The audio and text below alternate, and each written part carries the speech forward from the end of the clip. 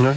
But if you're a town or a county that doesn't grow, then you're going to end up like Cumberland and Allegheny County. Well, and that has a whole nother set of problems for which you're never going to get enough money. I tell you, they're so unique because a lot of things up there are called four county because you sure, because the four counties are right there. That's correct. The thing that I think that we're missing and what my focus will be, and I've talked to a lot of people about this, right now our tax base is about 78% residential, 22% commercial. We need to work really hard to build out that commercial tax base. We had a great synergy going on our That's pretty Main good Street, commercial base. I mean, that's 22. but I think it needs to be better. Oh, I agree. Without Anytime a you doubt. make it better, but I mean, that's... Sure.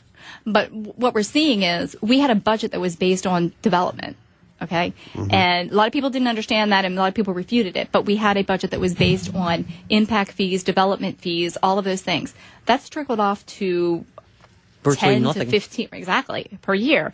And so what we need to do is look for other ways to be able to bring that same kind of revenue in. And the way that we do that, of course, is by increasing our commercial tax base. And a number of people, my opponent is trying to tell people, well, she's going to turn us into Germantown. Well, first and foremost, the growth control measures that we've adopted as a town, you couldn't turn into Germantown if I wanted to, okay? Do you and even by the have way, that authority?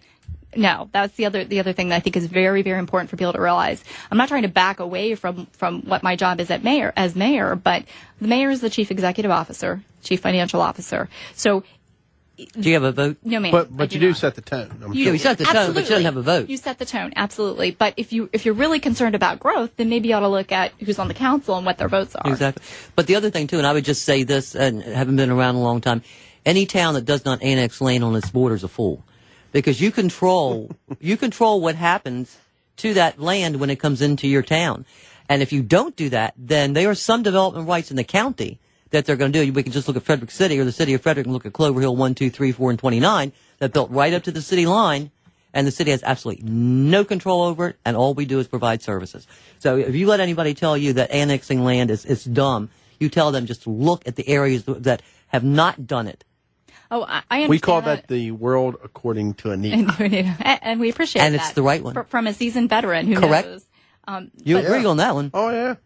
Right. No, I understand your point exactly. You might recall in 2006 we had an annexation, and there were a lot of people who are still feel very strongly that that is why I'm pro-growth, because I was in favor of that annexation. When you voted as a council person, but now when you're mayor, you don't have a vote for that. That's so true. What's your point? No, well, you're right. And that was actually What do you think the services are that Mount Airy residents are concerned about?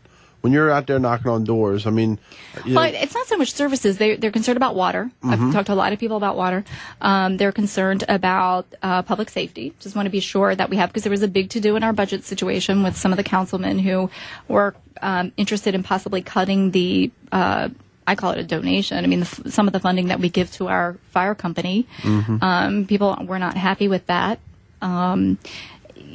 Growth is an issue that I think my opponent has brought to the forefront again, and that's one of the things that we're talking about at a lot of doors. And when you talk to people about what you're trying to do with regard to the tax base, and we have had a very good record of bringing in. But I mean, I don't understand what you can be talking about with growth. I mean, are you having a big surge in growth in Mount Airy that I don't know about? It's a reaction to the former annexation is what it's a reaction to.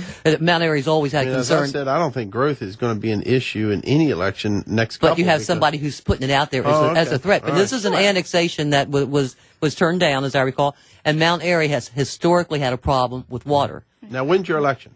Monday, May 3rd. Yes, Okay. It's coming up. We got a busy weekend ahead. And can I just, for kind of a mom moment for a minute, I have my son here today, and today was his election for student government president. He was reelected at Linganore as the student government president. So we're hoping that this is the beginning of a great weekend of elections for us, and we top it off Monday with hopefully a win on my end. Glenn, you have something going on Sunday, too, don't you? Yes, You think you ought to tell absolutely. people about that? Sure, absolutely. Well, tonight I have a meet and greet. Tomorrow night we have a meet and greet. We'll be door to door, and then Sunday I'm very honored to have Senator David Brinkley, and I think yours truly, Blaine Young, will be joining us as well. We'll have ice cream in the park at Wildwood Park. We're looking to kind of get everybody out there, remind them the next day is the day to vote, and talk some more issues. All right. Thank you for coming in. I thank you my for pleasure. talking to us. It's always a and good time.